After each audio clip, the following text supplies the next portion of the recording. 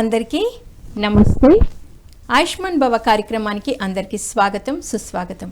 ఆయుష్మాన్ భవలో ఈరోజు నాభి చికిత్స ద్వారా సంపూర్ణ ఆరోగ్యం అనే విషయం గురించి తెలియజేయడానికి మనతో పాటు ఉన్నారు మరి పంచగవ్య వైద్యరత్న, వైద్య సేవా ప్రపూర్ణ, పంచగవ్య భూషణ, గవ్య సిద్ధ డాక్టర్ ఆనంద్ కుమార్ గారు. సో వారి ద్వారా మరిన్ని విషయాలు మనం ఇప్పుడు తెలుసుకుందాం. సార్ నమస్తే. సార్ ఓం నమస్తే జీ, వందే గోమాత్రం.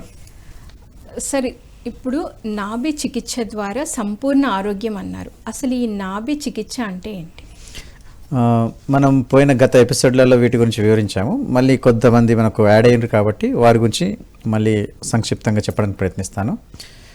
నాభి చికిత్స అనేసి అంటే మన యొక్క అంబెలికల్ కార్డు మన అమ్మ కడుపులో ఉన్నప్పుడు మనకు కనెక్ట్ అయి ఉంటుంది. అయితే ఇంగ్లీష్లో మనం దీన్ని బెల్లీ బటన్ అనేసి అంటాము, తెలుగులో వచ్చేసి నాభి అని చెప్తాము. దీని యొక్క స్థితి అస్థిర స్థితికి వెళ్ళిపోయినప్పుడు మనకు వచ్చే సమస్యలు అన్నట్టు. అయితే శరీరం లోపల అస్థిర స్థితి అంటే భూమి యొక్క గురుత్వాకర్షణ, శరీరం యొక్క గురుత్వాకర్షణ వికర్షణలో వెళ్ళిపోయినప్పుడు జరిగే సమస్యలు అన్నట్టు. అప్పుడు శరీరంలో ఉండే పార్ట్స్ తన పని తాను చేసుకోకపోవడం వచ్చే సమస్య అన్నట్టు. అయితే నాభి జరిగిపోవడం అనేది ఎలా జరుగుతుంది అంటే దానికి జరిగే ప్రమాదాలు ఎట్లా అంటే వాకింగ్ చేసేటప్పుడు నడుస్తూ ఒకటేసారి ఏదైనా పెద్ద లొంత ఏదైనా వచ్చేస్తే కాలు పడ్డం, అలా జరిగినప్పుడు నాభి జరిగిపోతుంది. అథ్లెటిక్స్ ఉంటారు పిల్లలు, బాగా రన్నింగ్, జంపింగ్, కోతి కొమ్మెచ్చలాడము ఇలాంటివి చేసినప్పుడు కాలు కింద మీద అయినప్పుడు కూడా నాభి జరిగిపోతుంది. అంటే ఏ వయసు వారికైనా నాభి జరిగే అవకాశం ఉంది. సో దానికి మనము ట్రీట్మెంట్ చెప్తాను తర్వాత. ఫస్ట్ అయితే ఎలా జరుగుతుంది అనేసి అంటే జస్ట్ కొన్ని చిన్న కారణాలు తెలుసుకుంటే మన ప్రేక్షకులకు కూడా అది అర్థమవుతుంది. అయితే అథ్లెటిక్స్ ఉంటారు పిల్లలు, జంపింగ్ చేసేవాళ్ళు, పిల్లలు ఆడుకునేటప్పుడు కోతి కొమ్మచ్చలాటలు, తర్వాత చేసి మళ్ళీ ఆడవారు బిందెలు మోయడము, ఒక్కొక్కరు వన్ సైడ్ బిందెను అలా మోసేసి అలా పైకి లాగడము, ఇంకొంత బరువులు ఎత్తడం అన్నట్టు. తర్వాత చేసి పెద్ద పెద్ద రగ్గులను కడుగుతూ ఉంటారు కదా, ఒక చెత్తను తిప్పుతూ ఉంటారు, అప్పుడు కూడా నాభి స్థానం జరిగిపోయే అవకాశం ఉంటుంది. తర్వాత స్టెప్స్ ఎక్కుతాం కదా, ఆ స్టెప్స్ ఎక్కేటప్పుడు వన్ స్టెప్ ఎక్కము, ఒకసారి 2, 3, 4 ఇలా ఫాస్ట్ ఎక్కుతాం కదా, అప్పుడు కూడా నాభి జరిగిపోయే ఛాన్సెస్ ఉంటాయి. కొంతమంది బట్టలు ఆరేసేటప్పుడు తెలియకుండానే ఒక ఎలి మీద నిలబడేసి కూడా ఆరేస్తారు, అప్పుడు కూడా నాభి జరిగిపోయే అవకాశం ఉంటుంది. కొంతమంది బాడీలో ఇమ్యూనిటీ బాగా లో ఉన్నప్పుడు కూడా ఏవైనా తక్కువ బరువులు లేపినా కానీ నాభి జరిగిపోతుంది. ఇంకొంతమందికి ప్రెగ్నెన్సీ సమయం లోపల నాభి జరిగిపోతుంది. ఇలా జరిగిపోవడానికి చాలా కారణాలు ఉంటాయి. ముందు కాలం లోపల బరువులు ఎక్కువ మోస్తుండే కదా, ఏది పొలాల్లో ఎక్కువ పనులు చేసేవారు, అప్పుడు బియ్యం బస్తాలు మోసేవారు, 100 కిలోల బస్తాలు, అవి మోసినప్పుడు జరిగిపోయేటి.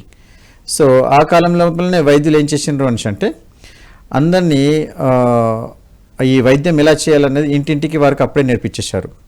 అంటే ప్రతి 5 కిలోమీటర్లు దాటిన తర్వాత మీరు నాభి సెట్ చేసే విధానం మారిపోతూ ఉంటుంది. కొంతమంది ఏం చేస్తారు అంటే నాభి స్థానాన్ని వేలిగ్గి సెట్ చేయడము, కొంతమంది దీపం పెట్టి దానిపైన ముంత పెట్టేసి నాభి స్థానాన్ని సెట్ చేయడము, ఇలా వివిధ రకాలైనటువంటి స్పేస్లలో వేరువేరుగా చేస్తారు. ఇంకొంతమంది పసర్లు పోస్తే నాభిని సెట్ చేయడము, ఇలాంటి చేస్తూ ఉంటారు అన్నట్టు. ఓకే. సో సార్ ఒక కాలర్ ఉన్నారంటే కాల్ తీసుకుందాం. హలో అండి. హలో అమ్మ, మీరు ఎవరైతే మాట్లాడాలనుకుంటున్నారో టీవీ చూడకుండా నేరుగా ఫోన్లో మాట్లాడితే డాక్టర్ గారితో మాట్లాడే అవకాశం ఉంటుంది. ఓకే, కాల్ కట్ అయినట్టుందండి. హలో సార్, కొంచెం మీరు క్లియర్గా మాట్లాడరా అండి, మాకు అర్థం అవ్వడం కోసం. సార్ మీరు కాల్ చేశారు కదా, చెప్పండి. డాక్టర్ గారు ఉన్నారు ఇక్కడ, ఆనంద్ కుమార్ గారు, సో మీరు మాట్లాడొచ్చు. హలో సార్, చెప్పండి సార్, మాట్లాడండి, వినబడతా ఉంది.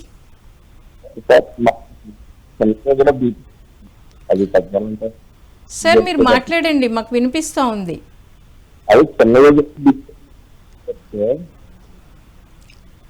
యా సిగ్నల్ లేదనుకుంటా సార్, వాయిస్ క్లియర్గా లేదు. సో ఇప్పుడు నాభి ఏ రకంగా ఉన్న స్థానం నుండి పక్కకు జరుగుతుంది, దానికి చికిత్స అనేది మీరు తెలియజేశారు సార్. అంటే జరిగిన విధానం చెప్పాను, చికిత్స చెప్పలేను ఇంకా. అయితే చికిత్స అనేది రెగ్యులర్గా అందరు చేసుకుంటే అది అయిపోతుంది. ఈ కాలంలో ఏమైపోయిందనేసి అంటే రాను రాను ఇది వంశపారంపర్యంగా ఒకరి నుంచి ఒకరికి రావాలి. అయితే మధ్యకాలం లోపల ఏమైందంటే ఇంగ్లీష్ వారు వచ్చిన తర్వాత ఈ యొక్క పారంపరిక వైద్యాన్ని మొత్తము ఆపేశారు. ఓకే, యాక్చువల్గా ఈ ట్రీట్మెంట్ అనేది వంశపారంపర్యంగా వచ్చేస్తుంది. ఇప్పుడు మీ ఇంట్లో ఉన్నదనుకోండి, మీ నాభి స్థానం జరిగిపోతే మీ అమ్మమ్మనో నాయనమ్మనో నాభిని ఎలా సెట్ చేయాలని నూనె పెట్టి సెట్ చేసేవారు అప్పటికప్పుడు. ఓకే, ఇది రెగ్యులర్గా మీ నుంచి జనరేషన్ బై జనరేషన్ పాస్ అయితే వచ్చింది. ఒక టైం వచ్చిన తర్వాత కడుపు నొప్పి ఉంటే నాభి జరుగుడు అదేం పెద్ద విషయం కాదు, ఓన్లీ అది కడుపు నొప్పి అజీర్తి వల్ల దేంట్లో అయిందని ఒక ట్యాబ్లెట్ ఇచ్చడం చేయడం చేసేసి అది కాలగర్భం లోపల ఆ యొక్క ట్రీట్మెంట్ పోయిందన్నట్టు. ఇప్పుడు మేము వంశపారంపర్యంగా చేస్తూ వచ్చాము. ఇంకోటి పంచగవ్య చికిత్స లోపల నాభి చికిత్స నేర్పిస్తారు, సంవహన క్రియ నేర్పిస్తారు. ఈ క్రియలు నేర్పించినప్పుడు శరీరాన్ని ఏ స్థితిలో ఉంచాలన్నది మాకు చెప్తారు ఇక్కడ. అయితే ఇక్కడ మేము దీని లోపల సిద్ధస్తులు అవ్వయాం. అయితే ఏదైనా నాభి జరిగిపోయింది అనుకోండి, ఎట్లాంటి నాభి అయినా సరే మినిమం 3 minutes లోపల సెట్ అయిపోతుంది. ఓకే, గవ్య సిద్ధులు చేస్తే. ఇక గవ్య సిద్ధులు అంటే మీ దీని లోపల నిష్ణాతులు అయి ఉండాలన్నట్టు. ఎందుకంటే నాడీ వ్యవస్థకు సంబంధించిన విషయం కాబట్టి దీంట్లో వాళ్ళు నిష్ణాతులు ఉంటేనే బెటర్గా ఉంటుంది అన్నట్టు. ఇంట్లో తెలియని వైద్యంతో మీరు చేసుకున్నారంటే ఇంకెక్కువ అగచాట్లు పడాల్సి వస్తుంది. కాబట్టి చేయొద్దనేసి మీకు సలహా ఇస్తాను. సో పంచగవ్య వైద్యుల్ని కలిసి మీరు నాభి చికిత్స చేసుకోవచ్చు. అయితే ఈ నాభి జరిగిపోవడం వల్ల జరిగే సమస్య ఏంటిదంటే ముఖ్యంగా ఫస్ట్ వాత రోగాలు పెరుగుతాయి. ఓకే, వాత రోగాలు పెరుగుతాయి. అయితే ఇక్కడ ఫస్ట్ వాత రోగాలు అంటే ఏంటిదో ఒకసారి మళ్ళీ సంక్షిప్తంగా మీకు చెప్తాను. వాత, పిత్త, కఫ ఇలా 3 భాగాలుగా శరీరాన్ని విభజించబడినాయి. ఏది మన వైద్యశాస్త్రానుగుణంగా ఏన్షియంట్ వైద్య విధానం లోపల బాడీని 3 భాగాలు విభజించిండ్రు. ఏ రోగాలు వచ్చినా కానీ ఈ 3 పార్ట్లలోనే వస్తాయి, దీనికి మించి రావు. ఈ 3 భాగాల లోపల 186 రోగాలు మాత్రమే వస్తాయి, దీనికి మించి ఇంకా లేవు. అది ఇది కాంబినేషన్స్తో అంతే. 186 రోగాలు ఉన్నాయా సార్? అంతే, 186 రోగాలే. ఇప్పుడు బాగా వేల లోపల వెళ్ళిపోయిన రోగాలు కానీ అవి లేవు. ఆ 186 రోగాల లోపలనే శరీరాన్ని కుదుటపరిచేసేయచ్చు. ఉదాహరణకు ఇది కఫ భాగము. కఫానికి సంబంధించేసి కళ్ళు, ముక్కు, నోరు, చెవులు, ఊపిరితిత్తులు, గుండె, మెదడు ఇవన్నీ కఫ భాగంలో వచ్చినాయి. అంటే దీనికి సంబంధించిన డిసీజెస్ ఏ ఉన్నాయో దీన్ని మనం క్యూర్ చేయొచ్చు. ఓకే, ఈ నాభి చికిత్స ద్వారా. తర్వాత పిత్తము. పిత్తానికి సంబంధించేసి నాభి ఉంటుంది, చిన్న ప్రేగులు, పెద్ద ప్రేగులు, జీర్ణాశయము, పెద్ద ప్రేగులు, కాలేయము, జెంటిల్ ఏరియాస్, తర్వాత దాంతోపాటు గర్భాశయము, ఇవన్నీ ఉన్నాయి మనకు ఆడమగ ఇద్దరు కలిపేసేసి. దీనికి సంబంధించి పిత్త భాగం లోపల ఉంది. అంటే లేడీస్ ప్రాబ్లం వచ్చేసినా ఈ పిత్త భాగాన్ని చూస్తాము. తర్వాత జెంట్స్కి సంబంధించి వీర్యశక్తిలో వీటిలో ప్రాబ్లం వచ్చినా దీనిలో చూస్తాము. అజీర్తి అయినా, కడుపు బాగలేదు, కడుపు నొస్తుంది చేస్తుందన్నా కానీ ఈ భాగంలోనే చూస్తాము. అంటే ఇది 2వ భాగం. 3వ భాగం వచ్చేసి నడుము కింది భాగంలో కాళ్ళు, చేతులు, ఇవి గాలికి సంబంధించి అంటే వాతానికి ఇచ్చేసినాము. వాతానికి సంబంధించిన ప్లేస్లు అనేసి అంటే గ్యాప్ ఉన్న ప్లేస్ లోపల నొప్పులు రావడము, అంటే కీళ్ళ నొప్పులు, కాళ్ళ నొప్పులు, ఏ జాయింట్స్లో అయినా సరే మీకు నొప్పులు వస్తున్నాయి అంటే వాత నొప్పులు. మరి ఈ వాత నొప్పులు ఎందుకు వస్తాయి? ఎప్పుడైతే నాభిస్థానం జరిగిపోతుందో అప్పుడు డైజెషన్ సిస్టమ్ అనేది పాడైపోతుంది. ఓకే, అప్పుడు నాభి అనేది ఏం జరుగుతుంది, ఇక్కడ అష్టదిశలుగా మేము కొలుస్తాం. దీంట్లో ఈ అష్టదిశల్లో జననేంద్రియాల సైడ్ కిందికి జారొచ్చేసింది అనుకోండి నాభి, విపరీతమైనటువంటి కడుపు నొప్పి, మోషన్స్, తర్వాత జిగుటుగా మోషన్స్ రావడము, అండ్ భరించలేనంత పెయిన్, ఆ నొప్పి పెరిగిందనుకోండి మనిషి కింద బోర్లాడుతూ ఉంటాడు. మళ్ళీ మీరు ఏ టేస్ట్లు చేసినా కానీ మీకు నార్మల్ వస్తాయి. ఓకే, అలాంటి స్థితి ఉన్నదంటే అతను నాభి కిందికి జరిగిపోయింది అని అర్థం. మళ్ళీ మోషన్ పోతే మోషన్ వచ్చినట్టు ఉంటుంది కానీ మోషన్ మళ్ళీ రాదు. ఇది నాభి స్థానం కిందికి జరిగిపోయే వచ్చే లక్షణాలు. అదే నాభి స్థానం పైకి జరిగిపోతే కొంతమంది అమ్మాయిలు ఎండిపోయి ఉంటారు, అబ్బాయిలు కూడా ఎండిపోయి ఉంటారు. అంటే ఎనిమిక్, రక్తహీనత అన్నట్టు. రక్తహీనత, డైజెషన్ ప్రాపర్లీ కాకపోవడము, లేకపోతే ఎంత పిల్లలు ఎండిపోతారు అనేసి అంటే ఈమెకు దయ్యం పట్టింది, ఏ తిన్నా కానీ దయ్యమే తినేస్తుంది అనేసి అపోహలో ఉంటారు చాలామంది. ఓకే, కారణం ఏంటిది? నాభిస్థానం పైకి జరిగిపోవడం వల్ల తిన్న తిండి డైజెస్ట్ కాక శరీరానికి చేరుకుంటలేదు శక్తి, రక్తం సరిగా తయారవుతలేదు. ఇది సమస్య. కొందరికి ఇదే లెఫ్ట్ సైడ్ జరిగిపోతుంది. లెఫ్ట్ సైడ్ జరిగినప్పుడు ఏమవుతుంది, లెఫ్ట్ సైడ్ జరిగిపోయేసి నాభి అనేది గడ్డలా మారిపోయేసి గట్టిగా అవుతుంది. ఈ స్థానం ఉన్నా కానీ దీనికి మేము ఏం చేస్తామంటే ఏకమూలిక వైద్యం ద్వారా నాభిని లాగి కూర్చోబెట్టి సెట్ చేసి తర్వాత దీనికి 3 రోజుల వైద్యం ఇస్తామన్నట్టు. దీనికి ఏం చేస్తాము, నల్ల మిరియాలు, నెయ్యి భోజనంగా పెడతామన్నట్టు. ఇంకొంతమంది తామసిక గుణం ఉన్న వాళ్ళు వెల్లుల్లి తినాలని వాళ్ళకి ఇచ్చేస్తాము. కానీ సాత్విక గుణం ఉన్న వాళ్ళకి ఏం చేస్తాం అనేసి అంటే నల్ల మిరియాలు నెయ్యితోనే అన్నం కలిపి ఇస్తామన్నట్టు, సేందవ లవణంతో. ఇలా మీరు నాన్ స్టాప్గా 3 నుంచి 5 రోజులు తీసుకోవాల్సి వస్తుంది. ఇలా తీసుకోవడం వల్ల ఏమవుతుందంటే ఏకమూలిక వైద్యం ద్వారా నాభి అనేది తన స్థానంలో తాను వచ్చి కూర్చుంటుంది. అయితే ఈ వచ్చే 3 నుంచి 5 రోజులు బాగా స్ట్రిక్ట్గా పాటించాలి. దీనివల్ల మీ నాభి స్థానం అనేది గట్టిగా కూర్చుంటుంది.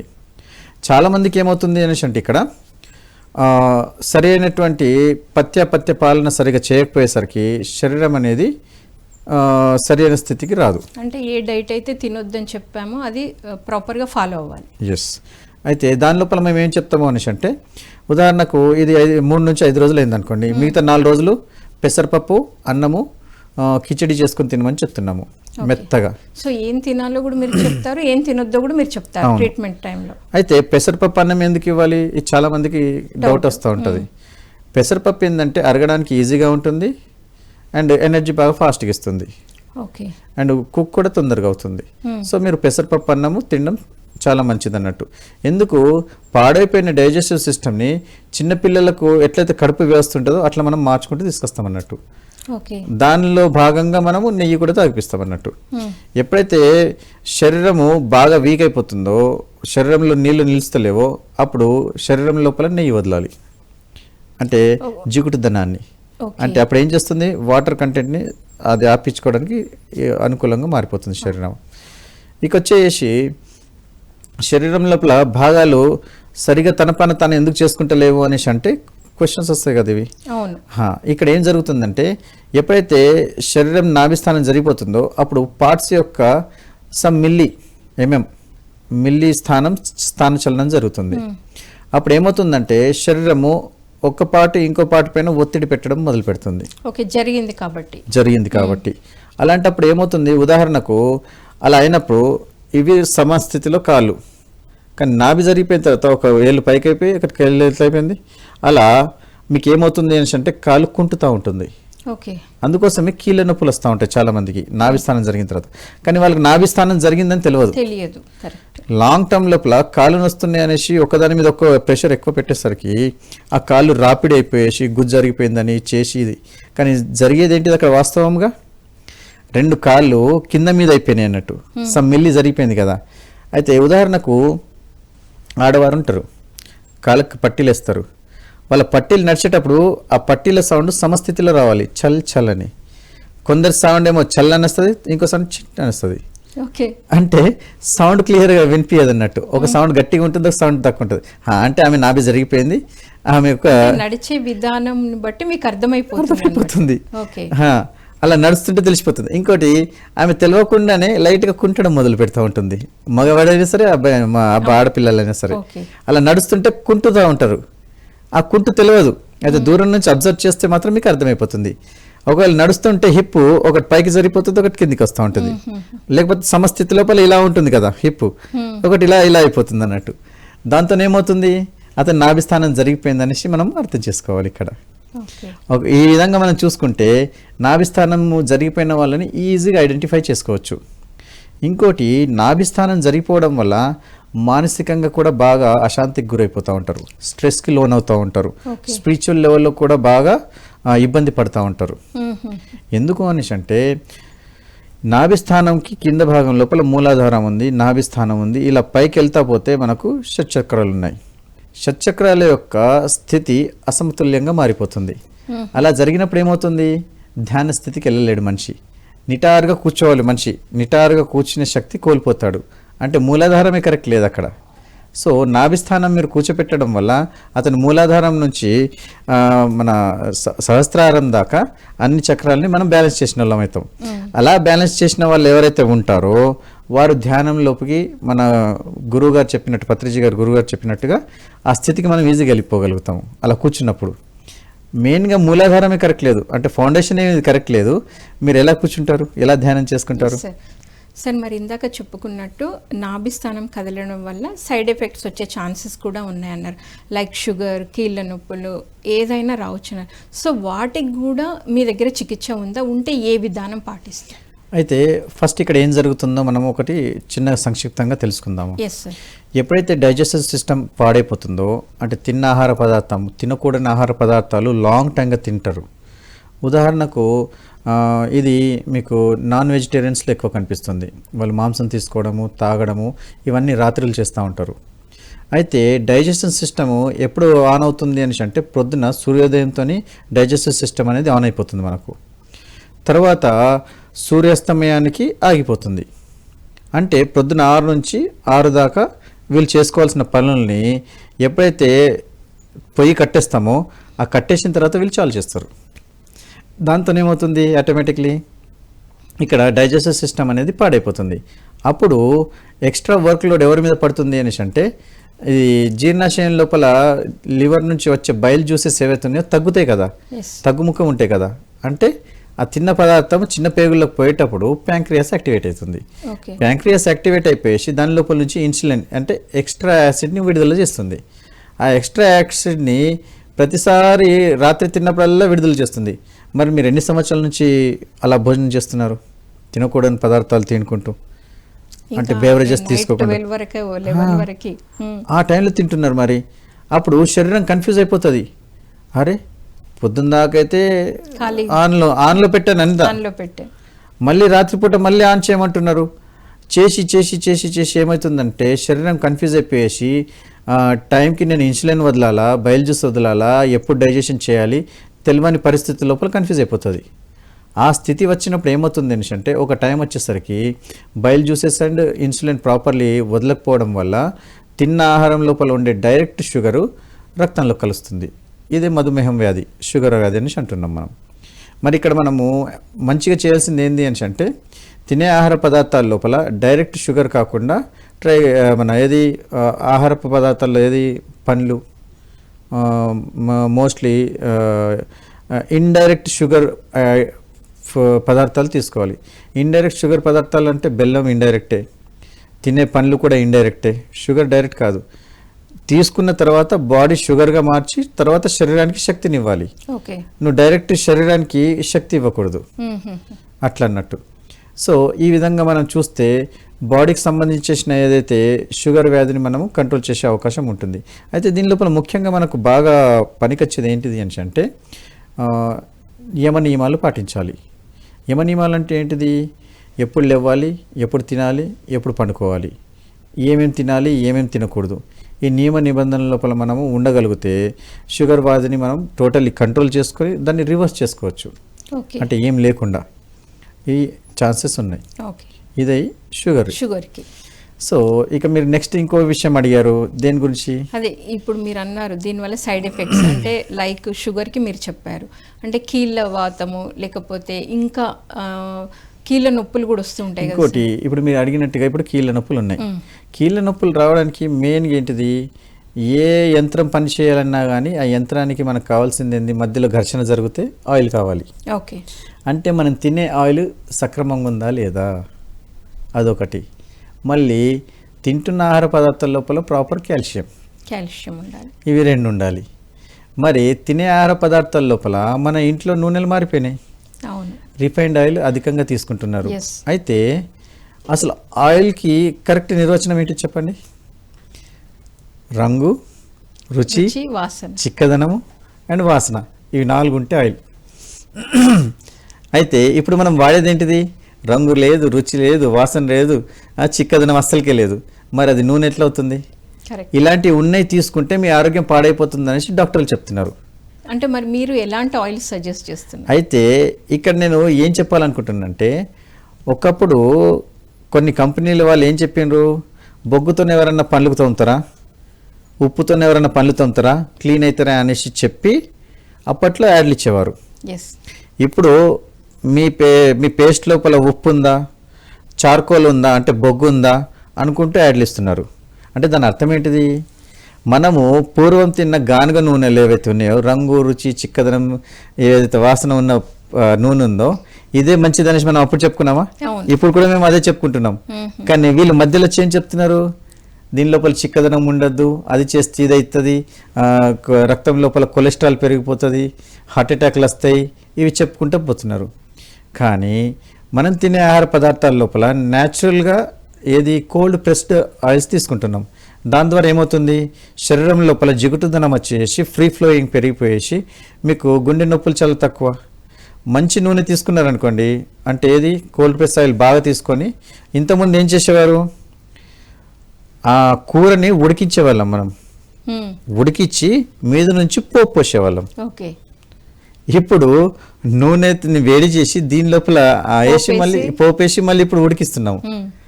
తేడా చూడండి ఇక్కడ. అంటే మీద నెయ్యితోని పోపేసేటోళ్ళు, ఇప్పుడు ఏం చేస్తున్నాము? రిఫైండ్ ఆయిల్తోని. అయితే రిఫైండ్ ఆయిల్ ఎందుకు వాడొద్దనడానికి ఇక్కడ ఇంకో కారణం ఉంది. కారణం ఏంటిది అంటే, వేడి చేసి చల్లార్చిన నూనె ఏదైతే ఉంటుందో దాన్ని మళ్ళీ వాడకూడదు. వాడితే అది విషంతో సమానం. ఓకే. ఇప్పుడు కోల్డ్ ప్రెస్ ఆయిల్ అయినా సరే వేడి చేసిన తర్వాత చల్లార్చి మళ్ళీ చేసేస్తే అది విషతుల్యమే. డైరెక్ట్గా వేడి చేసేసి వాడుకొని ఆ వేడిని తినేసేస్తే అది మనకు అమృతంతో సమానం. సో వేడి చేసి చల్లార్చిన తర్వాత మళ్ళీ వేడి చేసి తిన్నారంటే మీరు విషం తిన్నట్టే లెక్క. ఫుడ్ అయినా అంతే, ఆయిల్ అయినా అంతే, ఎన్ని. ఓకే. సో శరీరానికి చల్లటి వస్తువులు ఇవ్వకూడదు. ఓకే. ఎప్పుడు చల్లటి వస్తువులు ఇస్తాము? అధికంగా ఉష్ణం ఎక్కువైపోయింది, వేడి పెరిగిపోయింది, అట్లా అన్నప్పుడు న్యాచురల్గా కుండలో ఉన్న చల్లటి నీళ్ళని ఇస్తున్నాం మనం, చల్లగదనం. కానీ ఫ్రిడ్జ్లో పెట్టినవి ఇవ్వకూడదు. ఇది వెరీ బ్యాడ్ అన్నట్టు. సో ఇక చేసేది ఏంటిది? శరీరము ఆల్రెడీ వేడిగా ఉంటుంది, దానికి సంబంధించేసి బ్యాలెన్స్ చేసేటట్టు వేడి పదార్థాలను మీరు తిన్నారంటే ఆరోగ్యము, ఆనందము. దానికి విరుద్ధమైన దిశ లోపల మీరు ఏం చేస్తున్నారు? అతి చల్లటి వస్తువులని శరీరంలో ఇవ్వడం వల్ల అన్డైజెస్ట్ అవుతున్నాయి, డైజెస్ట్ అవుతలేవు. ఓకే. అన్డైజెషన్ అవ్వడం వల్ల ఏమవుతుంది? ఇక్కడ అల్సర్స్ రావడము, అతిగా తినడం వల్ల డైజెషన్ ప్రాపర్లీ కాకపోవడం వల్ల ఇక్కడ ఏమవుతుంది? ఇక్కడ కడుపు భారీగా పెరిగిపోవడము, గ్యాస్ ప్రాబ్లం రావడము, ఇవన్నీ జరుగుతూ ఉంది. ఇంకొంతమంది సరి అయిన సమయానికి తినకపోవడం వల్ల బయల్ జ్యూసెస్ ఎక్కువైపోయేసి జీర్ణాశయం లోపల మీకు ఏముంటుంది? ఇక్కడ కఫం అనేది ఉంటుంది. అదేం చేస్తుంది? జీర్ణాశయ గోడల్ని కాపాడడానికి పనిచేస్తుంది, జిగుటు లాంటి పదార్థం. అది లేకపోయేసరికి ఈ యాసిడ్ ఏం చేస్తుందంటే ఆ కొవ్వుని, అది కఫాన్ని కరిగిచ్చేస్తుంది. అలా చేసినప్పుడు ఏమవుతుంది? మీకు ఈ జీర్ణాశయం గోడలు డ్యామేజ్ అవుతాయి. అప్పుడు ఆ డ్యామేజ్ అయిపోయిన గోడలను ఏమంటారు? అల్సర్ అంటాం మనం. ఓకే. అంటే సామాన్యులకు అర్థమయ్యే విధంగా చెప్తున్నాను, మీకు మెడికల్ టర్మాలజీలో చెప్తలేను నేను, నార్మల్ లాంగ్వేజ్ చెప్పండి. సో ఇలా యాసిడ్స్ కాలబెట్టేసినప్పుడు ఏమవుతుంది? సరైన సమయానికి తినకపోయేసరికి ఆటోమేటిక్లీ ఆ గోడలు కాలిపోయేసి అల్సర్గా వస్తుంది. అంటే అప్పుడు నువ్వు ఏ పులుపు తిన్నా, ఏ మసాలా పదార్థాలు తిన్నా కడుపు మండడము, చేయడం జరుగుతుంది. కారణం ఏంటిది? మీరు సరైన సమయానికి భోజనం పెట్టలేరు.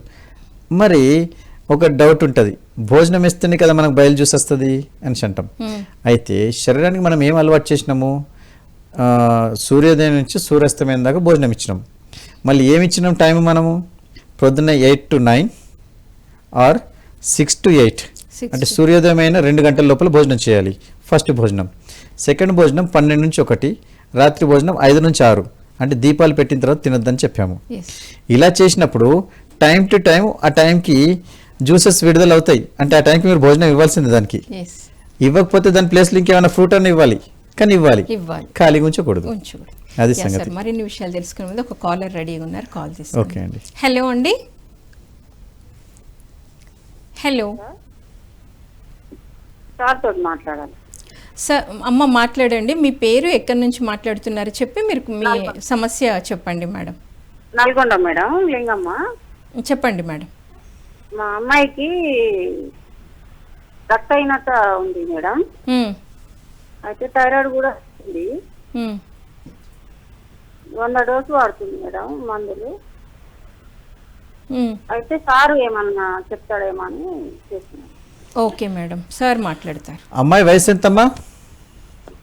27 సంవత్సరాలు సార్.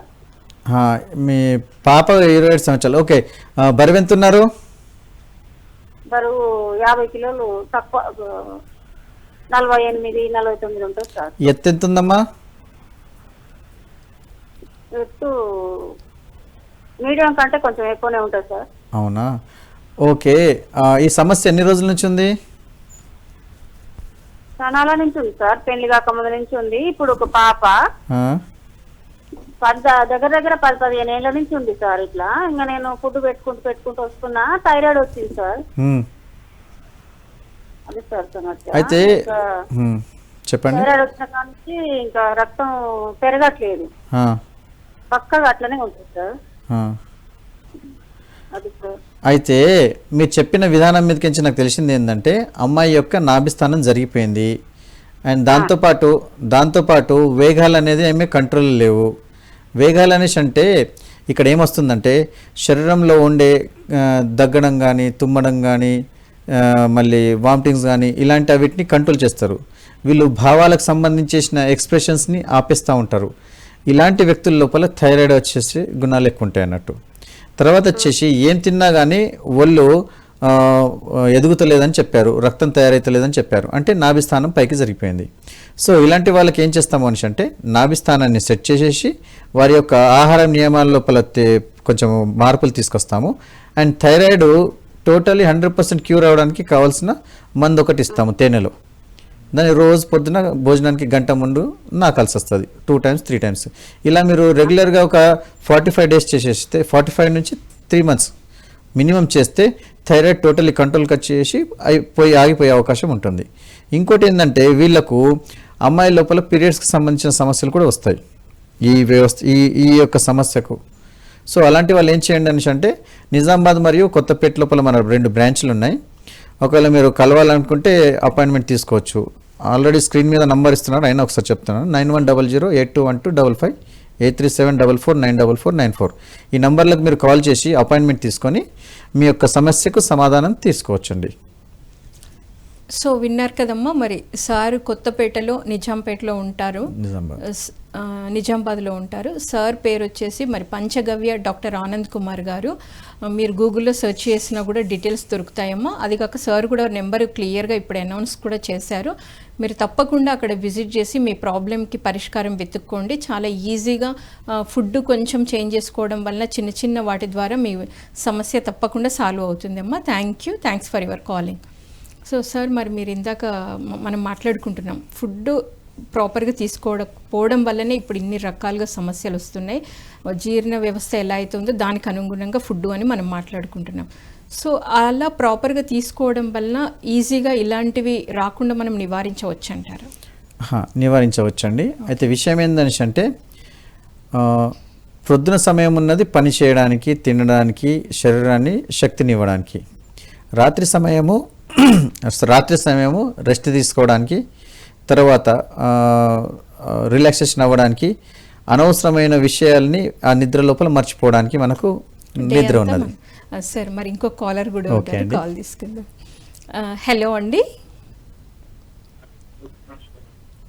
హలో, మీరు టీవీ చూడకుండా నేరుగా ఫోన్లో మాట్లాడితే మనం సమయాన్ని సద్వినియోగం చేసుకున్న వాళ్ళం అవుతామండి. డాక్టర్ గారు, హలో హలో చెప్పండి, ఎక్కడి నుండి మాట్లాడుతున్నారు?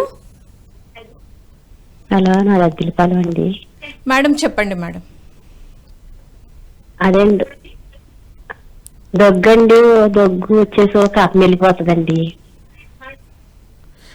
చెప్పండి మేడం, వింటున్నారు సార్. తగ్గించమని చెప్పండి. మీరు టీవీ సౌండ్ తగ్గించండి మేడం. టీవీ చూడకుండా నేరుగా వెళ్ళిపోతామండి. దగ్గు అసలు తగ్గదా అండి?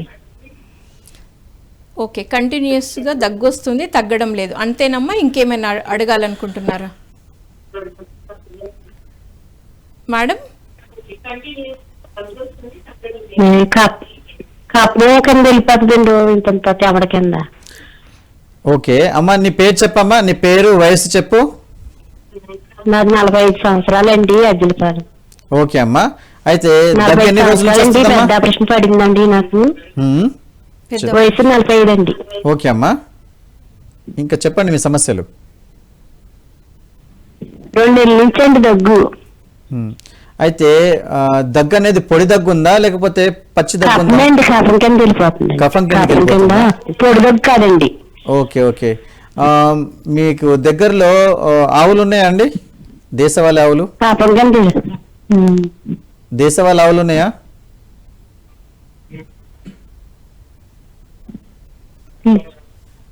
ఆవులు ఉన్నాయా? లేవండి ఆవులు. లేవా? ఓకే. లేవండి. తులసి మొక్క ఉన్నది ఇంట్లో? తులసి మొక్క, శొంఠి, మిరియాలు తులసి మొక్కలు ఉన్నాయండి. ఒక పని చేయండి. తులసి మొక్కలు ఉన్నాయండి. అయితే దగ్గొచ్చినప్పుడు నోట్లో తెమడొస్తుంది కదా, అయితే మీరు ఏం చేయాలంటే గోరువెచ్చటి నీళ్ళు ఎక్కువ తాగండి ఫస్ట్. తర్వాత భోజనానికి ముందు శొంఠి, మిరియాలు, కొంచెం బెల్లము, ఒక ఉసిరికాయ అంతా చేసుకొని దవడకేసుకొని మింగుతా పోండి. అలా చేయడం వల్ల ఏమవుతుంది అంటే మీ యొక్క కఫం కరిగిపోతుంది. నీళ్ళు అధికంగా తీసుకోవడం వల్ల కఫం అనేది మీ మూత్రం ద్వారా, మోషన్స్ ద్వారా వెళ్ళిపోతుంది. దీంతోనే మీకు ఉపశమనం పొందుతారు. ఓకేనమ్మా, ఈ విధంగా చేసుకుంటే సరిపోతుంది. ఓకే అమ్మా, మరి డాక్టర్ గారు చక్కటి పరిష్కారాన్ని మీకు తెలియజేశారు. థ్యాంక్ యూ అమ్మా. మనం చెప్పుకున్న విధంగా ఏంటంటే ఇప్పుడు శరీరం లోపల జరిగే మార్పులకు నిద్ర కావాలని చెప్పాం మనం. ఎప్పుడైతే సరి అయిన నిద్ర మీరు కరెక్ట్ పోకపోయారనుకోండి, మానసిక ఇబ్బంది, స్ట్రెస్కి లోన్ అవ్వడం ఇవన్నీ జరుగుతూ ఉంటుంది. అందుకోసమే మనం చెప్పుకున్నది ఏంటంటే లైఫ్ స్టైల్ని మార్చుకోవడము, ఏది యమనియమాలని అన్నాము. ఇప్పుడు మరి ఎప్పుడు పండుకుంటే బాగుంటుంది, అలా పండుకోకపోతే ఏమవుతుంది? మొదట మీరు పూర్వకాలంలో చూస్తే ఈవినింగ్ 6కు ముందుగా భోజనం చేసి 6 తర్వాత దీపాలు పెట్టిన తర్వాత అటు ఏమంటే గుళ్ళల్లోకి వెళ్ళిపోయేసి భజనలు చేయడము, మళ్ళీ లేకపోతే ఏవైనా భగవత్ పారాయణం చేయడము ఇలాంటివి చేసేవారు. ఓకే. అవి చేసేసుకొని ఇంటికి 8-8:30 కల్లా వచ్చేసి పడుకునేవారు. దాంతో ఏమవుతుంది అంటే రిలాక్సేషన్ దొరికేది అండ్ కావాల్సినంత పీస్ ఆఫ్ మైండ్ దొరికేది. ఇప్పుడున్న పరిస్థితి అప్పుడున్న పరిస్థితి ఒకవేళ పోల్చుకొని చూస్తే ఇప్పుడు 24 గంటలు ఇంట్లో లైట్ వెలుగుతూ ఉంది. అయితే ఎప్పుడు సూర్యోదయం అయింది, ఎప్పుడు సూర్యాస్తమయం అయింది అనేసి తెలియని ఇండ్లు చాలా ఉన్నాయి. అలాంటి వారికి ఎప్పుడు నిద్రపోవాలి, ఎప్పుడు లేవాలి అనేది సంగతి తెలియకుండా అయిపోయింది. కొంతమంది ఆ వెలుతురికి ఇంద్రియాలు ఏమనుకుంటాయి అంటే ఇప్పటికి కూడా సూర్యుడు ఉన్నాడు, నేను మేల్కొనే ఉండాలని అనుకుంటారు. ఇంద్రియాలు అనుకుంటాయి, కానీ శరీరము అధికంగా పనిచేసిన తర్వాత ఒత్తిడికి లోనైపోయేసి మైండ్కి తెలియకుండానే మెదడులో ఇబ్బంది పడుతూ ఉంటుంది. ఎప్పుడైతే అలా ఇబ్బందికి పడుతూ ఉంటుందో అప్పుడు ఆటోమేటిక్గా ఏమవుతుంది, మనిషి తెలియకుండానే షట్ డౌన్ అవ్వడం స్టార్ట్ అవుతారు. అంటే కళ్ళు మూసుకొని కూరుకోవడం స్టార్ట్ చేస్తూ ఉంటాడు. అది ఎప్పుడు జరుగుతుంది? మీరు అధికంగా పనిచేసి అధికంగా ఒత్తిడి పెట్టేసేసి నిద్ర సరిగ్గా ఇవ్వకపోవడం వల్ల వచ్చే సమస్య. అంటే ఈ రోజుల్లో వాడుతున్న కంప్యూటర్ని అధికంగా వాడిన తర్వాత ఆటోమేటిక్లీ కంప్యూటర్ షట్ డౌన్ అయిపోయేసి రీస్టార్ట్ అవుతుంది. కారణం ఏంటిది అనుకుంటున్నారు? అధికంగా వాడేసరికి మెమరీ లోపల ఇబ్బంది అయిపోయేసి హీట్ ఎక్కిపోయేసి అది రీస్టార్ట్ అవుతుంది. మరి మనిషి కూడా అలా అయినప్పుడు తెలియకుండానే చాలామంది హెవీ డ్రైవింగ్ చేస్తారు, తెలియకుండానే కళ్ళు మూసుకుంటారు, యాక్సిడెంట్లు అయిపోతాయి. కొంతమంది కంప్యూటర్ మీద బాగుంటారు, తెలియకుండానే కొట్టేస్తూ ఉంటారు. కొంతమంది బాగా రాస్తూ ఉంటారు, తెలియకుండానే అన్ని రాయడానికి రెడీ ఉంటారు, కానీ తప్పులు వస్తాయి కొన్ని టైంలలో. కారణం ఏంది? ఆ టైంలో అతనికి నిద్రపోయేసి తల ఏం చెప్తుందంటే పండుకో అని చెప్తుంది. కానీ ఇతనేంది లేదు నేను చేయగలుగుతాను అనేసి మొండితనంతో వెళ్తూ ఉంటాడు. కానీ ఎంతన్నా కానీ ఎండద్ది అది శరీరమే. శరీరానికి ఎంత రెస్ట్ ఇవ్వాలో అంత రెస్ట్ ఇవ్వాల్సిందే. అయితే ఇక్కడ మెయిన్గా జరిగేది ఏంటి అంటే ఒక సమయం వచ్చిన తర్వాత శరీరము తనను తాను క్యూర్ చేసుకునే ఆప్షన్కి వెళ్ళిపోతుంది. మరి ఎప్పుడు వెళ్ళిపోతుంది అంటే రాత్రి 10:30-11 నుంచి పడితే 10:30 నుంచి 11 మధ్యలో మీకు నిద్ర డీప్గా వెళ్ళిపోవడం మొదలు పెడితే పొద్దున్న 3:30 దాకా శరీరం తనను తాను క్యూర్ చేసేసుకుంటుంది. అలాంటప్పుడు ఎలాంటి డాక్టర్లు కూడా అవసరం ఉండరు. కానీ ఈ రోజుల లోపల ఏదో బహుమానం ఇస్తారన్నట్టుగా రాత్రి 11, 12, 1, 2, 3 దాకా మేల్కుంటున్నాడు. మళ్ళీ వాడికి నిద్ర ఎప్పుడు వస్తుంది అనేసి అంటే ఆ బ్రహ్మముహూర్తంలో నిద్ర వస్తుంది. మళ్ళీ 8, 9, 9:30 మళ్ళీ ఆఫీస్ టైం అయిపోతుంది. ఏం చేయాలో తెలియక నీళ్లు బడబడ పోసేసుకొని బండి చాలు చేసుకొని వెళ్ళిపోతాడు. ఏమనంటే స్విగ్గీలు వీటిలో ఆర్డర్లు పెట్టుకొని తింటారు. ఇది జీవితం అయిపోయింది. అంటే నో ఎక్సర్సైజ్, తినే ప్రాపర్లీ లేదు, మళ్ళీ ఇంట్లోతో మాట్లాడేది కూడా టైం లేదు. ఇప్పుడు ఎంత ఘోరమైన పరిస్థితి ఎట్లా అయిపోయిందంటే ఆ ఫోన్లు పట్టుకోవడము, ఆ సినిమాలు చూసుకోవడము. సినిమాలు కూడా చూడడు. అది ఈ మధ్యలో అయితే 30 seconds వీడియోలు ఏవైతే వస్తున్నాయో షార్ట్స్, అది నాకు తెలియదు. అది ఆ షార్ట్స్ చూడడము. అంటే 30 seconds నువ్వు షార్ట్ అనేసి అనుకుంటున్నావు, కానీ నువ్వు ఎన్ని వందల షార్ట్స్ చూస్తున్నావు. అయితే అవి ఇవి కొట్టి చూడండి ఎంత సమయం మీరు వెళ్ళిపోతుంది. ఆ సమయం లోపల మీరు ఇంట్లో కూర్చొని పిల్లలతో ఏం మాట్లాడుతున్నారు, భార్యతో ఏం మాట్లాడుతున్నారు. పోనీ ప్రశాంతంగా కూర్చొని తింటున్నారా అంటే ముంగట ఫోన్ పెట్టుకొని ఆ టీవీ పెట్టుకొని చూస్తూనే ఉన్నారు, నడుస్తూనే ఉన్నది. మరి ఆ ఆహారాన్ని మనం దైవంగా భావిస్తాము, మరి ఆ పవిత్ర భావన మనకు భోజనంలో ఎక్కడున్నది? అది చూసేటప్పుడు ఈ మధ్య కాలంలోనైతే అన్ని చంపుకోవడము, కొయ్యడము, కోసుకోవడము ఇవే వస్తున్నాయి. అవే చూస్తున్నాడు, అవే తింటున్నాడు. మనిషి యొక్క ప్రవృత్తి కూడా ఎలా మారిపోతుంది? కోపంగా, అగ్రెసివ్గా, సైకోపాథిక్గా మారిపోతుంది. ఎందుకు? నువ్వు అవే చూస్తున్నావు, అవే తింటున్నావు. యద్భావం తద్భవతి. ఏ భావనతో నువ్వు చూసి తింటున్నావు అదే వస్తుంది. ముందు కాలం లోపల కష్టపడి వచ్చేసేసి బాగా ఆకలైపోయేసి తింటే నాకు శక్తిని, బలాన్ని ఇచ్చి స్ఫూర్తిని ఇస్తుందనేసి కూర్చొని ముద్ద తినేటోడు, చక్కగా ఆస్వాదిస్తూ. అలాంటి తిన్న ప్లేటు సగం ఉండిపోయిందనుకో, అప్పుడు భార్య తింటుంది. ఎందుకు? భర్త ఏ భావనతో తిన్నాడో ఆ భావన ఆ భోజనంలో వచ్చేసింది కదా, దాన్ని ప్రసాదంగా భార్య తినేది. ఇది యాక్చువల్లీ జరిగేది. ఇప్పుడేం జరుగుతున్నది? అది తీసి డస్ట్బిన్లో పడేస్తున్నారు. ఎందుకంటే ఆయన కూడా చేసే పనులు అవే కదా. ఈ కాలంలో అట్లయిపోయింది. లేకపోతే ఇంతకుముందు ప్రసాదం అనేసి ఎంగిల్ తినాలని అనేవాళ్ళు. కారణం ఏంది అని అంటే ఇది భావన కరెక్ట్ ఉండేది కదా. నువ్వు అంతగానో కష్టపడి వచ్చేసిన తర్వాత ఆయన భావన ఏముంటుండే? ఆ భోజనము దైవంతో సమానము, ఆ తినే శక్తి వస్తుంది, బలం వస్తుంది, ఓజస్సునిస్తుంది అనేసి తినేవాడు. ఎంత ఆస్వాదించి తినేవాడు అసలు అప్పట్లో ఆకలి అంటే. ఇప్పుడు అది లేనే లేదు. ఇటు నడుస్తున్నాడు, ఇట్లా చాలే ఉంది మొత్తం. నేను ఈరోజు చెప్పొద్దు కానీ ఇది ఒక చిన్న సన్నివేశం చెప్పాలి. మెట్రోలో నేను ప్రయాణించుకొని వస్తున్నాను.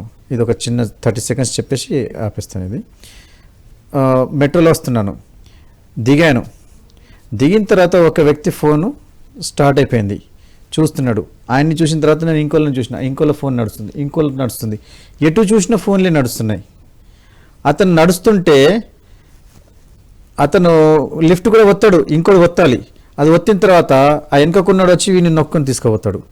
మళ్ళీ పోయిన తర్వాత వాడు బయట వెళ్తాడంటే ఆడు కాదు, వాడు వెనకకున్నాడు వీడిని తోస్తే వీడు బయటకు వెళ్తాడు. మళ్ళీ ఆడు నిలబడ్డ ఒక ప్లేస్లో పోయి నిలబడి మళ్ళీ చూస్తూ ఉంటాడు. వచ్చిందా మళ్ళీ వీడు నొక్కుని వెళ్ళిపోతాడు. తన గమ్యస్థానానికి ఇంకొకటి నొక్కొని తీసుకుపోతున్నాడు తప్పించి తను ఏం చేస్తున్నాడు, ఎటుపోతున్నాడు లేకుండా అయిపోయింది.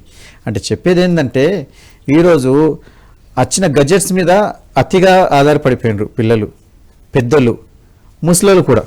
వీళ్ళని కూడా తీసేయద్దు, వీళ్ళు కూడా అట్లనే తయారైనరు. దీని లోపల కొందరు ఉన్నారు పాత పద్ధతుల లోపల. ఏది? గ్రామ్ఫోన్ రికార్డులు, క్యాసెట్లు, సీడీలు చూసిన వాళ్ళు ఎవరైతే ఉన్నారో వాళ్ళు మాత్రం కొంచెం పద్ధతుల్లో ఉన్నారు. మిగతా వారు ఏదైతే ఉన్నారో ఇప్పుడు డిజిటల్కి అంటుకొని ఉన్నారో వారందరూ ఆరోగ్యం ఆల్మోస్ట్ ఆల్గా పాడు చేసుకున్నలే ఉన్నారు. కానీ ఇవన్నీ చెప్పాలంటే నేను ఒకటే చెప్తున్నాను, లైఫ్ స్టైల్లో మార్పు తీసుకోండి, యమనియమాలు పాటించండి, యోగా ప్రాణాయామాలు కరెక్ట్ చేసుకోండి. ఇలా మీరు ఒకవేళ చేసుకుంటే మీ ఆరోగ్యము, మీ యొక్క జీవితం సుఖశాంతులతో వర్ధిల్లుతుంది.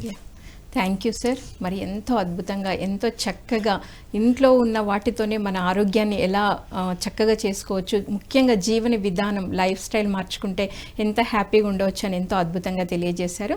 Thank you sir. Thank you so much. ఓం నమస్తే జీ, వందే గోమాత్రం.